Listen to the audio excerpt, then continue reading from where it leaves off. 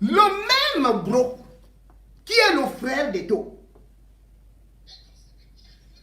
est donc celui qui a allumé le feu entre Samuel Eto'o et Njala Kwane 2. C'est lui qui venait faire des faux rapports à Eto'o. Eto'o lui dit que tu es président. Il est président de quelques cafés. On a élu un président qui est Samuel Eto'o. On n'a pas élu Bro. On n'a pas élu son frère qui doit décider. Oh, on va faire descendre, on va faire ceci et ça. Et il y a des audios qui arrivent. On parle même des joueurs à suspendre, même des sélections nationales. On parle de l'arbitrage, on parle de ceci. Quand on parle donc de ceux qui ont soutenu Samuel Eto'o, c'est pas moi qui suis parti voter. Qu'est-ce que tu allais faire dans ce truc, voir maintenant que le danger est dans la maison. Le danger est autour de lui. Et que peut-être lui-même s'est mis en danger. Et peut-être il ne finira pas son mandat. Au regard de la gravité des accusations. Pourquoi?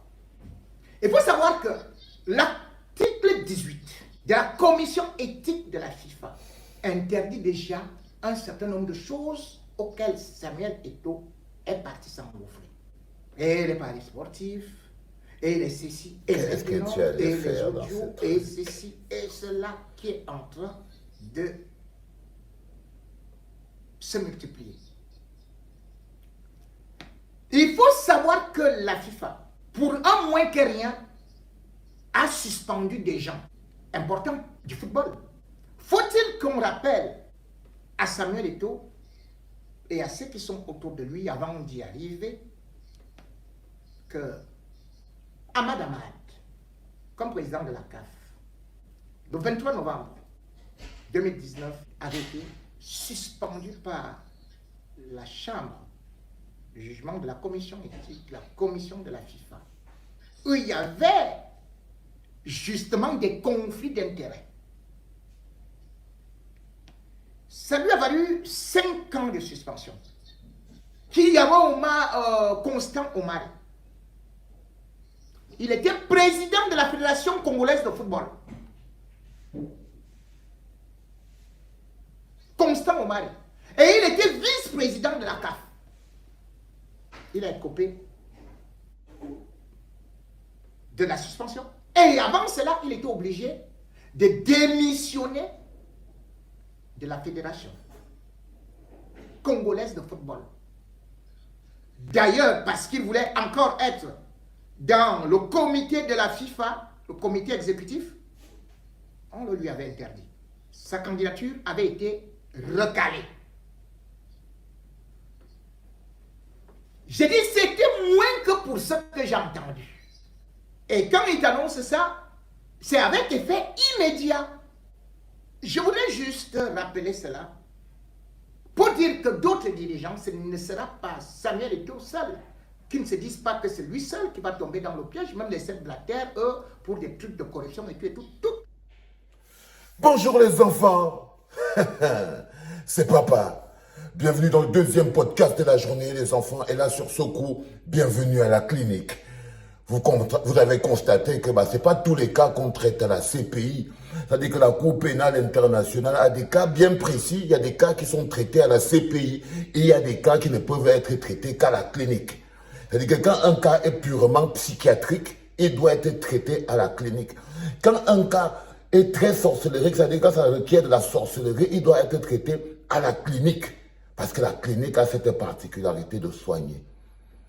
Mon frère Samuel, tous les jours, je me demande, qu'est-ce que tu étais parti faire dans cette histoire?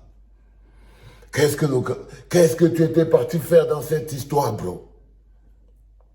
Parce qu'en ce moment précis, tu as encore le temps de quitter de ce truc. Tu as encore le temps de quitter de ce truc, Samuel Eto'o. La seule porte de sortie qui te reste pour partir de là avec un peu d'honneur, avec le peu d'honneur qui te reste à toi, c'est de démissionner. Tu peux écrire que les gars te cherchent trop les problèmes, on te met trop les bâtons dans les roues, on te jette trop les pots de banane, et tout, et que toi tu ne peux plus continuer. Ça, les Camerounais comprendront que tu partes. Parce que ce que tu crois, c'est que c'est à l'extérieur que les problèmes viennent. Non, les gars qui te mettent le plus dans la merde sont à l'intérieur de la FECAFOOT. C'est-à-dire qu'aujourd'hui, tu ne peux même plus te protéger. Parce que c'est à l'intérieur de la FECAFOOT, même à l'intérieur, et les présidents de clubs, et les petits gratte-papiers, et les secrétaires, tout ton entourage à l'intérieur de la FECAFOOT complote contre toi. C'est-à-dire que n'écoute pas les Camerounais là-dehors, ils sont capables de t'envoyer en sacrifice, et ils n'aiment que eux-mêmes. Ils se servent de ton nom pour régler des problèmes avec d'autres personnes. Ne va pas croire ça. Il y a des gens ici là qui viennent dire que oh et tout. Simplement, en fait, ils se servent de ton nom pour régler son problème avec moi. Mais toi, ils s'en foutent carrément de toi. Ils s'en foutent carrément de toi. Ce n'est pas des mecs qui, à un moment donné, pensent aux autres. Ils ne pensent pas aux autres, frérot. Ce que je te dis est fondamental, Samuel. Ils ne pensent pas aux autres, ils ne pensent pas à toi, ils ne pensent pas à ta famille. Ils se servent juste de ton nom pour mener leur combat personnel, pour former les hiboux contre les ceci. Mais c'est de ton nom qu'il s'agit. Ils sont à l'intérieur de la FECAFOOT. Ils s'asseyent avec toi tous les jours. Ils font les réunions avec toi tous les jours. Ils t'enregistrent tous les jours, frérot. C'est-à-dire que pendant que tu es en train de regarder dehors, que oh, qu'est-ce que les gens sont en train de faire dehors, tu es en train d'organiser les... C'est à l'intérieur de la FECAFOOT, à l'intérieur même. Ce sont les gens qui s'asseyent en réunion avec toi tous les jours, ils ont décidé de te liquider, frérot. Tu comprends ce que je suis en train de te dire?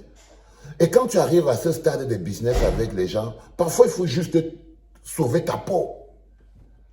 Parfois, c'est juste ta peau que tu dois sauver. À un moment donné, c'est ta peau qui est en jeu. Et sur ce coup-là, je crois que tu dois même toi-même sentir à un moment ou à un autre que non, c'est déjà de ta peau qu'il s'agit. Il ne s'agit plus du bavardage. Là, les gars, ils sont en train de vouloir même... Non, fais très attention. Moi, je ne parle même pas de condamnation de la FIFA et de tout ça. Moi, je te parle d'une Pongamel du Cameroun. De l'état d'esprit des Camerounais. De tous ces gens aujourd'hui, s'il y en avait un peu un autour de toi qui t'aimait un peu, il serait au courant de la quantité de dangers qui rôdent autour de toi et comprendrait qu'il faut t'enlever de là. Mais regarde comme ils viennent à la télévision, toujours avec l'arrogance. J'ai écouté Obama dernièrement. Obama va passer en 3e podcast ici à la clinique parce que lui aussi il passe par la CPI. Lui il passe à la clinique. Donc Obama va venir là. Et tu vas voir comment Obama il parle de toi. Même ton entourage, quand ils ouvrent la bouche, ils te perfusent d'arrogance. Ils transfèrent leur arrogance. Ils ont un sujet qui leur permet de matérialiser leur arrogance. Par exemple, Obama ne fait rien dans la vie. Mais pour qu'il soit arrogant comme il est arrogant, là, il faut qu'il ait quelqu'un qui lui permet de vivre son arrogance. Et Samuel Eto'o, quoi de mieux que toi pour l'aider le bonhomme à vivre son arrogance? Donc, ils se servent de toi. Tu vois ce que je veux dire? C'est que tu es devenu en fait un outil, tu es comme une fille, chacun utilise comme il veut pour mener les combats qu'il veut mener et tout.